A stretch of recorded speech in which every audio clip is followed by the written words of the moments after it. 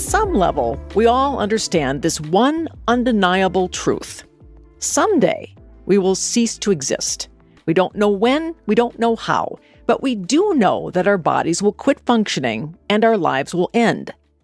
This inevitability is awesome in its finality, and that's what scares so many of us. We don't know what happens after we die. That's the great mystery. I love this quote from Dumbledore in the book Harry Potter and the Half-Blood Prince. It is the unknown we fear when we look upon death and darkness, nothing more. He's right. That's why the End in Mind Project created this podcast. We're calling it Grave Concerns. Everything you wanted to know about dying, but were too skittish to ask. End in Mind produces a lot of content designed to get you thinking about your life and your death. We're a nonprofit that feels our culture needs to think differently about dying. We make sure people have the information and support they need to make decisions about the end of life, while also helping them live with purpose and meaning until they die. So this podcast gets the conversation started because once you start talking about dying, you just might find it changes your perspective on living.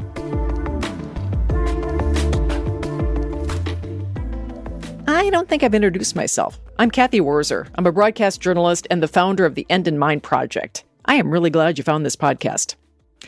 Most of us would agree that the three most terrifying words anyone can hear is, "You have cancer." Time seems to stop in the moments after that sentence as the person with cancer tries to absorb what they were just told. Our guest today has had that life-changing experience. She was told to plan for her death, but she's lived to tell the story.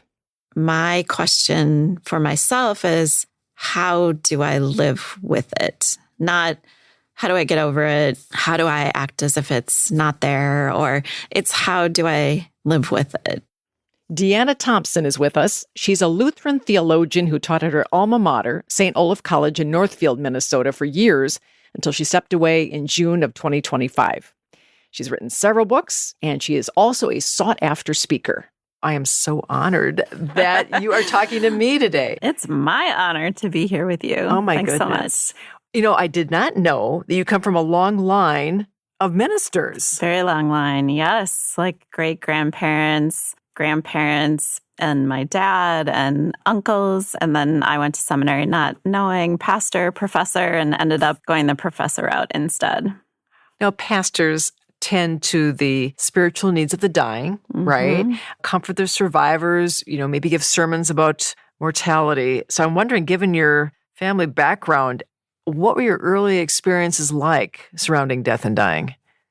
Yeah, that's a good question. I feel privileged in that my upbringing, there wasn't a lot of death really close to me. There wasn't a lot of dying in my immediate family or really close friends, etc. But my mom's mom died when I was a toddler, and her father had died when she was a child. And so she was left without parents as she started to parent. And we've thought a lot as a family about how that death of her mother, having no parents, influenced her and the rest of us. I had a classmate in elementary school who had leukemia, and that was really a formative experience. I wasn't very close to her personally, but just having her taken from the class, she stopped coming, and then she would come to maybe field day or a couple other things, and she would be wearing a scarf. And during the end, as it got close to the end of her life, she would need to be carried by one of her parents at that point. And when she died, I think it's the first funeral that I can remember being at, and that was really impactful. Someone my same age at 11 or 12 dying. And then obviously having a dad as a pastor, a lot of conversations about people in our congregation getting sick, dying, being in an accident. I think for me, growing up in a church environment, one of the things that I appreciated was the way in which the community showed up for each other when really awful things happened, when people died, when people were really sick. And that support for each other in that, I think, is something that was really important when I was young. And it continues to be such an important part of my life, of that, I think, the only kind of worse thing than suffering is suffering alone. So the community aspect and being supported by others for me is a crucial part of my story from earliest days until right now. I'm going to have you go back a little bit here for me because I've found that most people diagnosed with a life-limiting illness with clarity remember the date, the time, the circumstances of getting that diagnosis. And I'm wondering, you were diagnosed with stage 4 cancer. Was it back in 2008? Mm-hmm. Yeah, December of 2008. And I had some back trouble since the summer of 2008. I had started a weight training class at my church. I was not leading it. I was participating. And something happened to my back, and I just wondered, I wonder if it's because I'm doing this weight training class at church. Well, it would make sense. Yeah, but it persisted for most of the summer. By the end of the summer, I was weeding in the garden, and there was just a burning in my lower back. And I was like, I don't think that's probably not a good thing.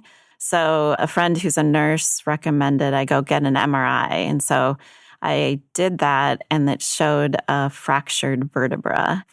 And so that sent me to more folks and did more tests. And they said, typically someone falls off a roof to break your back, but we can't really see anything that's wrong. So maybe it's a fluke. And so I had to wear a torso brace all that fall. I was teaching, and I had to take Vicodin to sleep and that kind of thing. Oh. And before Thanksgiving that year, I got out of the car I was working at Hamlin at the time, and I just had a searing pain go through my body, and then had another MRI the next week, actually on my 42nd birthday. And it showed a second vertebra had broken. The doctor said 1 in 1,000 chances it's cancer, which was an unfortunate thing to say, since then a couple days later, so it was a Wednesday in December, I was grading papers at home, and I got called by the doctor and asked if anyone was home with me. And I said no. And so then he said he would call back.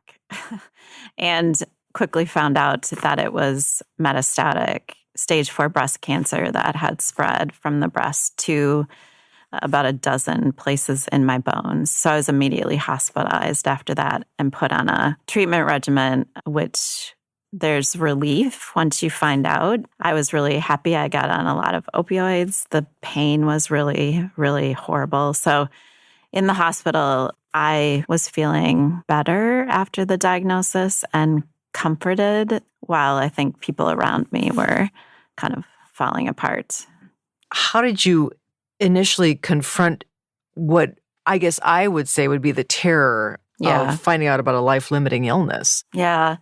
I mean, I think shock is part of this. So I really think that terror was kind of an experience of my spouse and my parents and my brother and people close to us. But I really wasn't very terrified.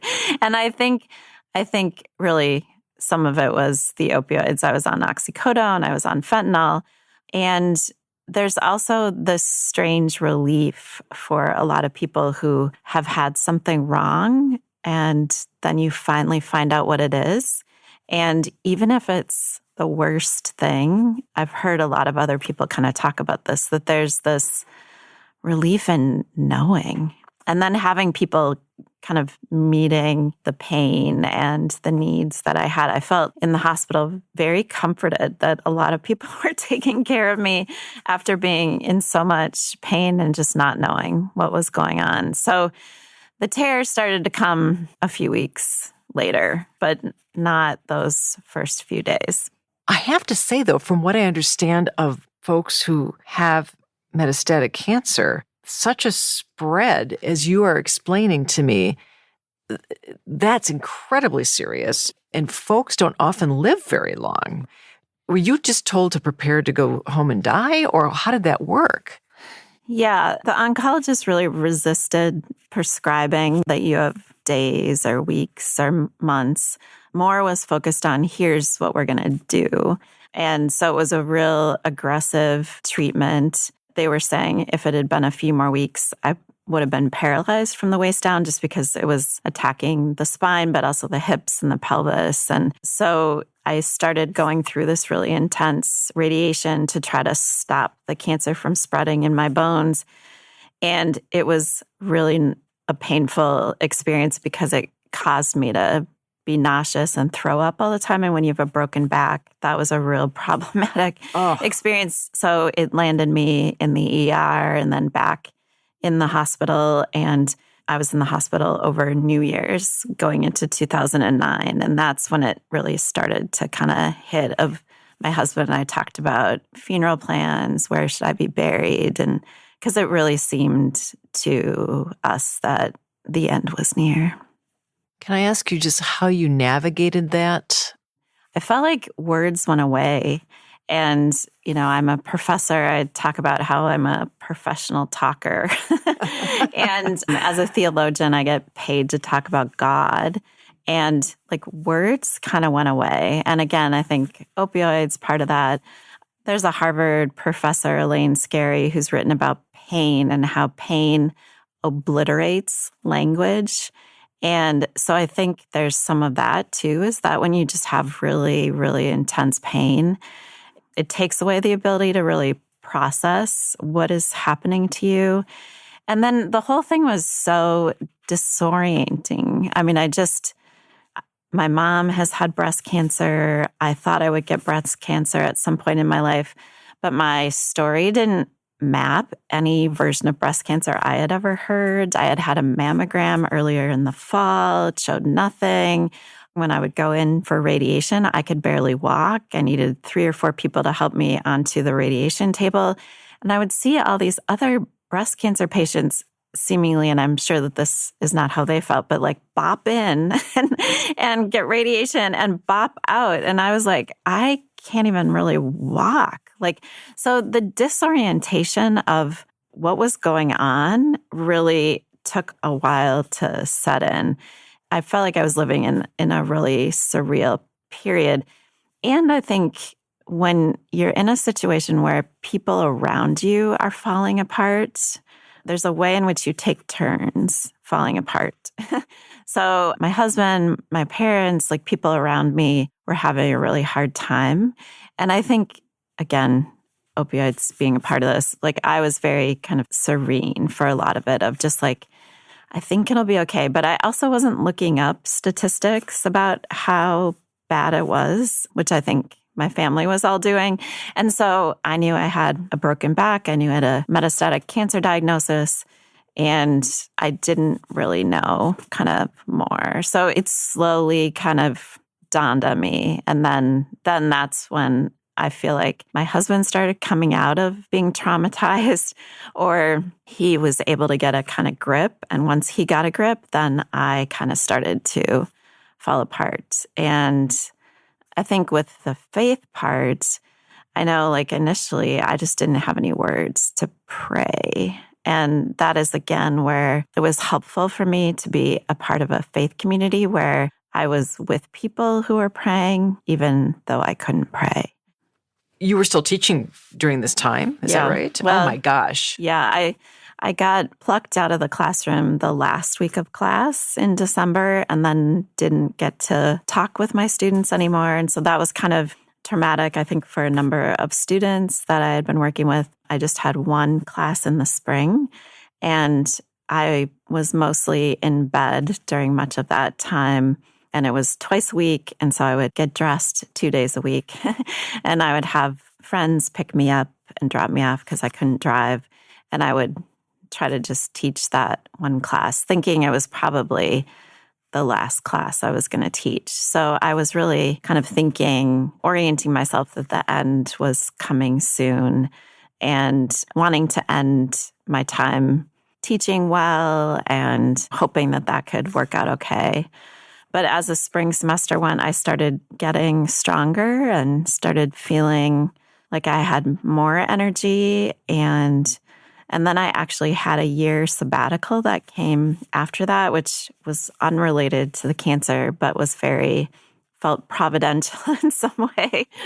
Initially, when the sabbatical started, I thought I would be on sabbatical to die, go on sabbatical to kind of prepare for the end.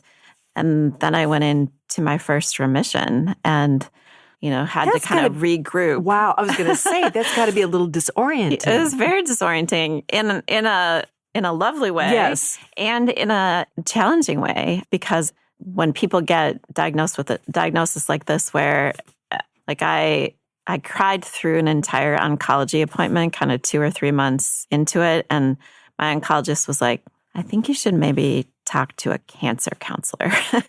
I didn't know there were things like cancer counselors. So I made an appointment with someone who worked at the hospital. And when I met with her, the way in which she approached my illness, she asked if I was planning to write letters to my kids about when they graduate, wishing I would be there, but couldn't be there. And that was a very disorienting conversation because I thought, okay, she works in a hospital and she's a cancer counselor. And the thrust of her time with me was really like, how are you preparing to die? And like, how are you preparing to leave your family with something, et cetera. So I didn't go back to her because I felt like, I don't know if I'm really in that space yet where I'm ready to like leave all these letters behind. I told my husband about this. He got very angry. He's like, I don't want to read a letter like about what after your death. So I thought, okay, this is maybe not the right approach for now.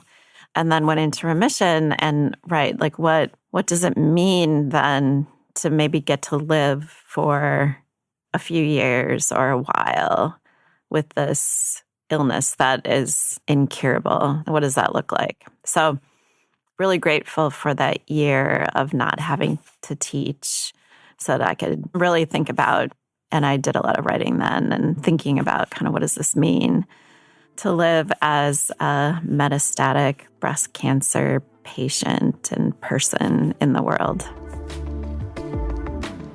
We're talking with Deanna Thompson. She's a theologian, a college professor, and a writer who's living with metastatic cancer. We'll continue the conversation in just a moment. We'd also like to thank, in the meantime, the fine folks who make this podcast possible. Johannes and Lori Allert, Christy Fuller, Sandy and Robert Luhman, Jane Baxter, Catherine Duncan, and Minnesota Integrative Health. You've had 4 remissions, is that correct? Right. Okay. Mm-hmm. That is a lot to deal with. I mean, and I'm so happy that you've had this length of time, right? Me too. Yeah. But there's this in-betweenness, it feels like to me, that has to be difficult to deal with because it's a lot of emotional navigation you're doing here, and it feels like it's quite traumatic. Yeah, one of the things that I've thought a lot about and I've come up against is just how our stories about cancer tend to follow a particular arc. I think most people know that getting cancer, like you were saying, is awful to hear those words. And I think most everyone knows treatment is really awful. And then the way the narrative has gone is that people either get better or they die. And I'm in this category of people that is growing, but is still on the smaller side of people who have an incurable version of cancer, but are living longer and mostly well with this chronic, serious condition. And I hear from oncologists and people in the medical field that in the future, this is what they hope for so many people, is that you'll get diagnosed with incurable cancer and they will say, well, you have maybe decades left to live and you just will have a chronic, serious condition that will need treatment episodically, et cetera. And I feel really fortunate. I feel like I have been living in that future that very few people right now get to experience. But the hope is that this is the future. But it does lead to kind of challenges because people expect cancer stories to go a particular way. So I've had countless conversations about, like, I'm so glad you've beat cancer. I'm so glad, you're out of the woods or something. And being in remission is great. And in my case, the expectation is that it will continue to come back as it did again a year ago. And then we will try and manage what the new version of cancer coming back looks like. You're always looking over your shoulder, though. I mean, there's a lot of scans, there's a lot of appointments. And so I'm very monitored. And on my best days, I try to be really grateful for having great medical care and the opportunity to be heavily monitored so that we can catch things that are coming up early in the process. So I would not be alive if I didn't have that kind of medical care. But it is a different way to live where you're having frequent scans, frequent tests, frequent lab tests. How's the blood work doing this month? Is it okay to continue with the medication? So it is a lot. And that's where people who kind of see me think I look well. And you do. And I would rather look well than not well. And I have a really serious chronic condition. And so it's a weird space to live in and a space I'm so grateful to be able to live in. Is it too much to say do you feel like you're almost wounded still, but it's an invisible wound in a sense? Yeah, that's how a lot of folks describe trauma, is that it's an invisible wound. And a number of years ago, I got asked by a colleague to participate in a book with about 15 theologians looking at different traumatic experiences. So the experience of war, the experience of displacement, experiences with disability, et cetera. And I was asked to write a chapter on trauma and illness, but I didn't know anything about trauma and illness. And as I started doing research for this chapter, I was shocked to find out that there's actually a lot of research out there about illness-related trauma, trauma and cancer, trauma and breast cancer. I was reading all these articles in oncology nursing journals and oncology journals.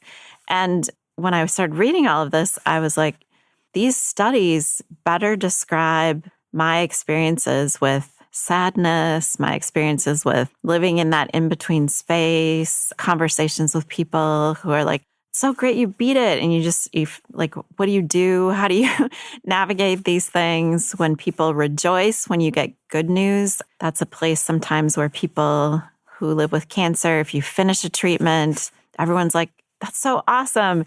And a lot of times that's a time when people can fall apart because you're not maybe seemingly doing anything actively to keep the cancer at bay anymore. So you feel insecure about that or unnerved by, I'm now just like waiting for something else to happen. And so learning about cancer and trauma just opened this world to me to better understand my own experience.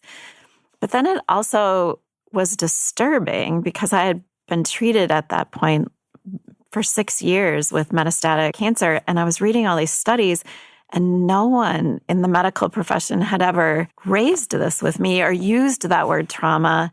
And I thought, right, like this is traumatic to go through all the things that I've gone through to live with this.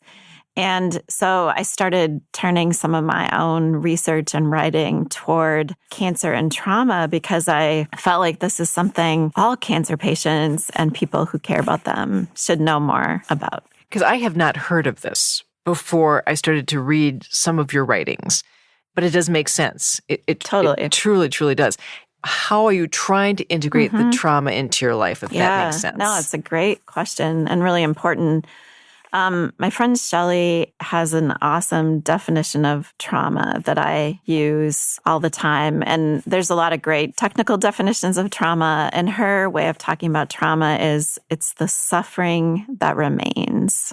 Oh. So something happens, whether that's a sexual assault, whether that's war, whether that's a hurricane, whether that's cancer, and things fall apart. And you start to pick up the pieces again, and the suffering that continues on is the trauma.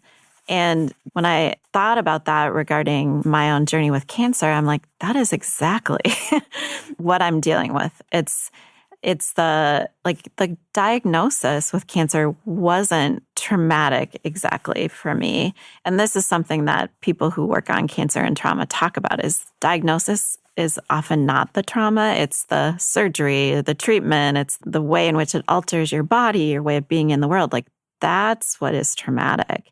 And this is where my understanding of living with cancer is not trying to understand cancer as the enemy or that something I need to get over or I'm going to vanquish, because everything I'm told in a medical context is that I will be living with this until I die. So it's not only the suffering that remains, but it's also the cancer remains. And my question for myself is, how do I live with it? Not how do I get over it? How do I act as if it's not there? Or it's how do I live with it? And then how do I live with the sadness, the trauma, the grief that can accompany that? Not all the time in every way, but that it's a part of that journey. And this is for me something that I write about, I speak about, and talk about, because I feel like that's the part that we haven't had as much conversation about. We know it's awful to get a diagnosis. We know it's awful to be treated. And where people who've experienced cancer have the hardest time is in the suffering that remains and how we integrate that and learn about and figure out ways to go on. So that's what I'm really interested in talking with people about and thinking about myself. Does the fear of death have any role in this at all in terms of that piece of potential trauma? Totally. Several of the things that when I think about trauma and illness, it's the undoing of the self. Often it's the undoing of the body. There's a lot of people who've written about their experiences with cancer. One writer who lives with ovarian cancer, which most people don't get to live very long with ovarian cancer, she talks about how the cancer colonizes her mind and how she doesn't have much space in her mind beyond whether there's a bathroom nearby. And this person was a very well-respected professor and thinker. And so that undoing of the self, another person living with cancer who's since died of cancer, talks about becoming a spectator in her own life. And so there's that fear that you're living with cancer, but to what extent is it a life worth living? This is a huge question, I think. And another thing that the trauma can do is that traumatic experiences make it really hard for people who've been through something traumatic to imagine the future. And so this is another real challenging thing that for me, imagining when I would be asked, what classes are you going to teach next year? That question was caused a lot of anxiety. And I haven't been a high anxiety person in my life, but cancer has really brought a level of anxiety to the reality. I felt like I had to resign from most every aspect of my life when cancer came along. And then I kind of gradually signed back up. But then there's a big fear of, am I going to have to resign again? Because that really sucked. And we'll have to do that again. So that fear is a part of it. What does the future look like? So for me, I've realized how future-oriented the kind of circles I run in are. Yes. When I first got diagnosed, it was talking about our kids graduating from high school and about what you were going to do when you were an empty nester. And I was like, I don't think I'm going to live to see my kids graduate from high school. I don't think I'm going to live to be an empty nester. I just felt like every conversation I was in was so future-oriented. Now those conversations are very much retirement-oriented of what are you going to do in retirement? And for a long time, I didn't think I would have a retirement season. Maybe I will get to have a retirement season. So that inability to imagine the future coupled with our the kind of middle class, thinking about the future, kind of what are we going to do in 5 years, 10 years, 15 years? those things have been really hard to kind of put together. So it can be a fearful thing to say what's happening in 2 years, because I don't know if I have the ability to, like, will I be here in that time frame? Right. And I want you to be here, obviously, for many more years. Does it make it harder then to come to peace with your mortality, or have you befriended your mortality in a sense? Yeah, I think that's a great question. One of the things for me, I've talked about, like, early on in the first several months after the diagnosis, when it looked like I was dying. I mean, if people would come and see me, I couldn't eat anything, so my ribs were kind of showing, and I just couldn't do anything, and it really felt like the end was near. And one of the experiences from that time was feeling like there was just absolutely nothing I could do to change that situation.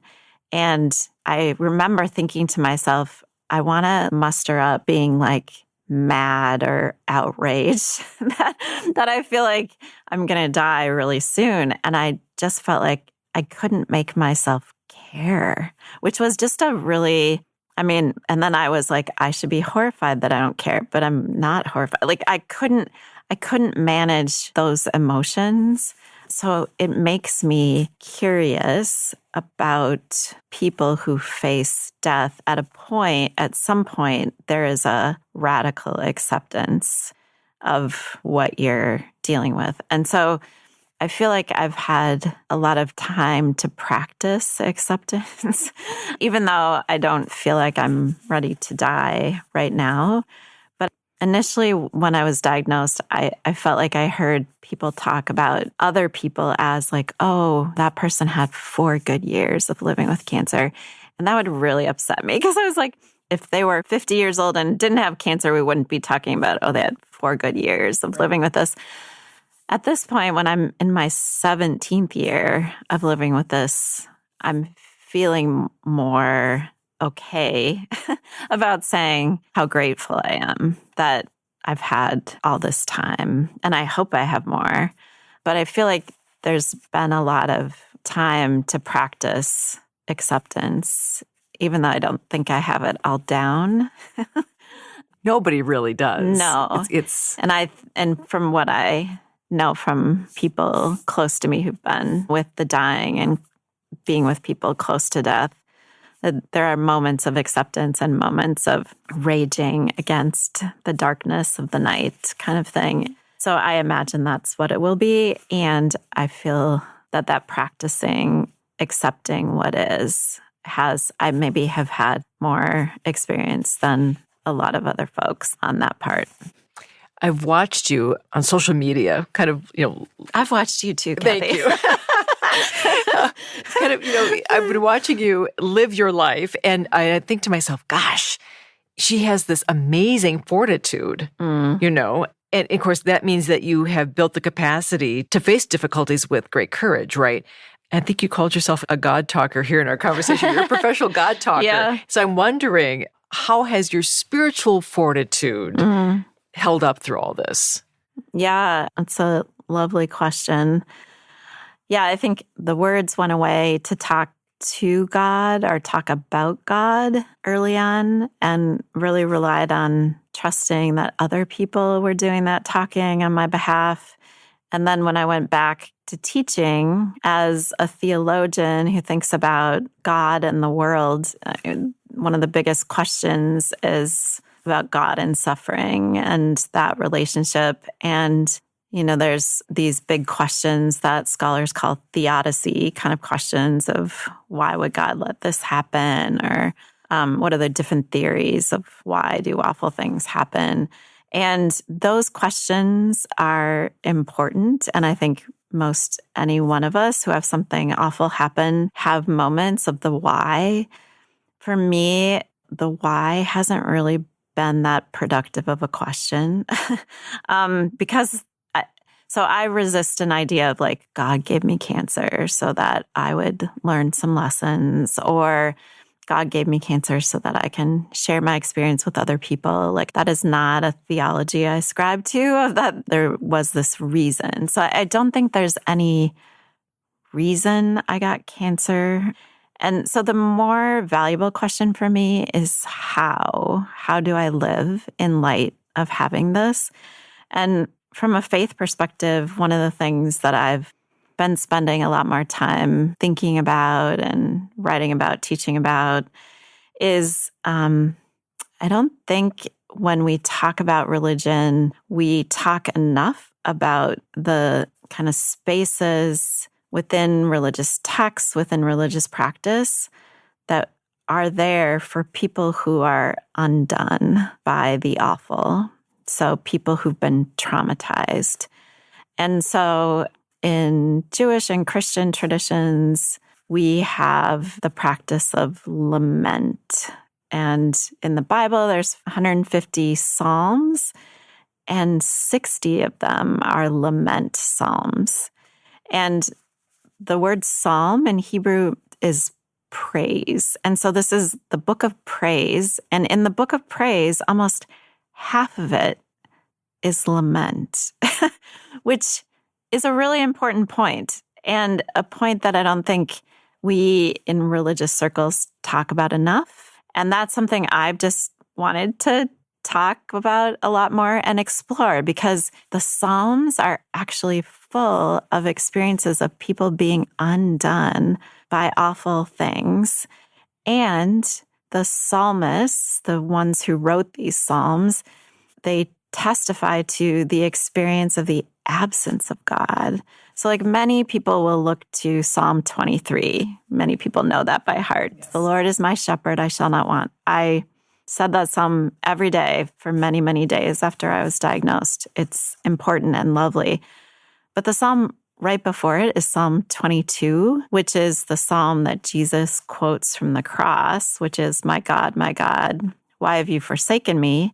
And I'll tell my students, like a more accurate or up-to-date translation of that would be, my God, where the hell are you?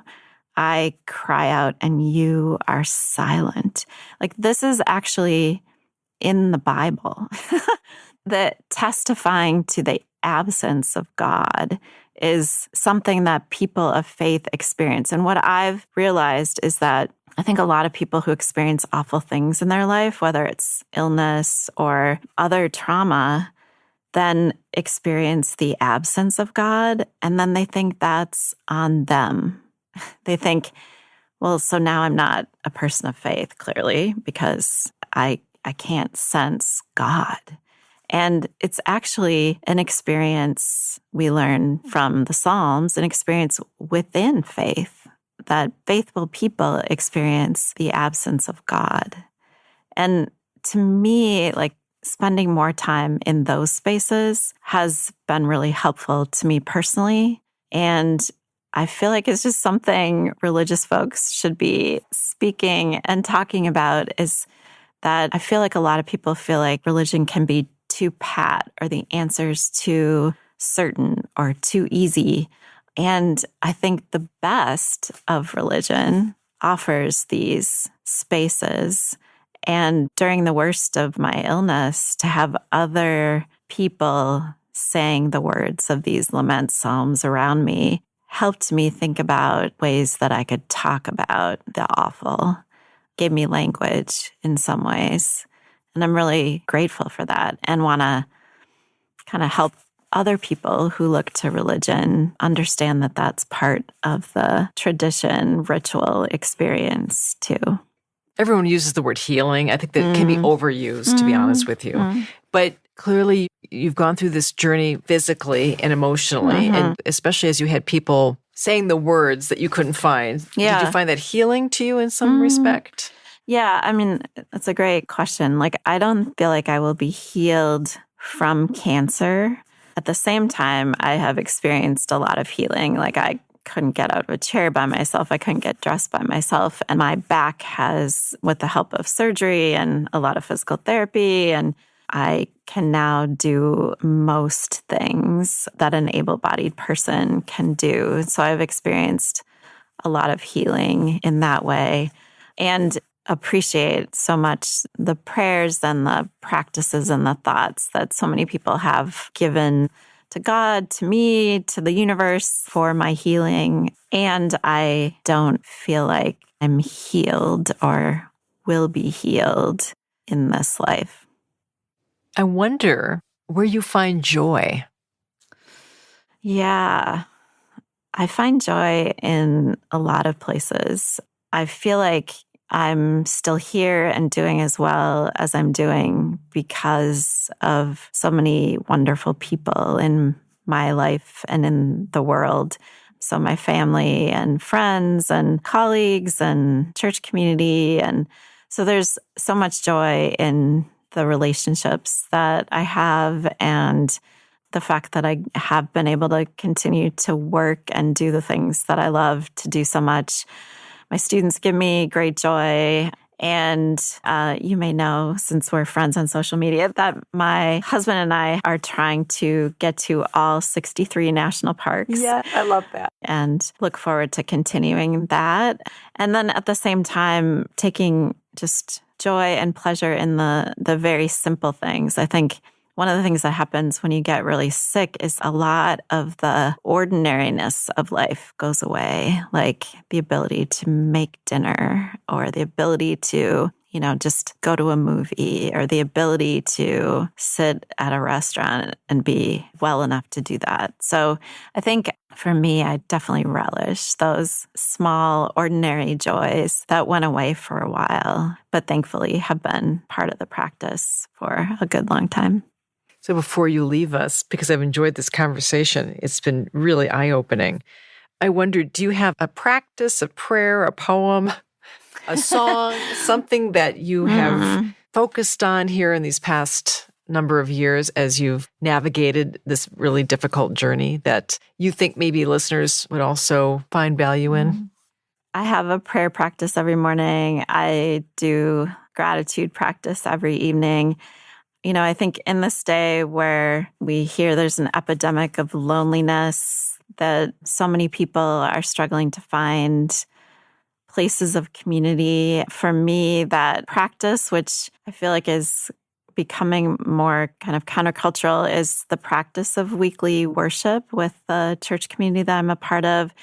And I'm not someone who says everyone has to be part of a church community, but for me, that space where I'm deeply cared for and loved, and people are always asking how I'm doing. That's really, really helpful and important. At the same time, every week when I go, there's a prayer list of all sorts of other people who are going through awful things. There's a time of confession of the ways in which we've fallen short of living as we would like to. There's preaching and messages about a way of being, kind of community, a way of being in the world with love and compassion that I feel is a message that we don't hear enough in our wider society.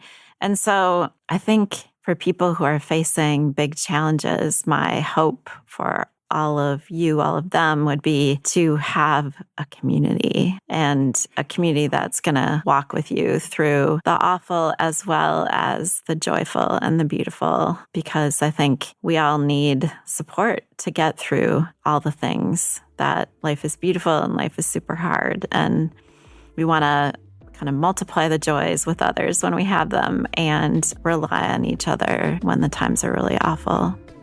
Well, I wish you strength and joy as you continue on in this journey. And I'm so honored that you would spend some time with me talking about some pretty difficult issues. Well, the honor is all mine. I really appreciate it. Thanks so much.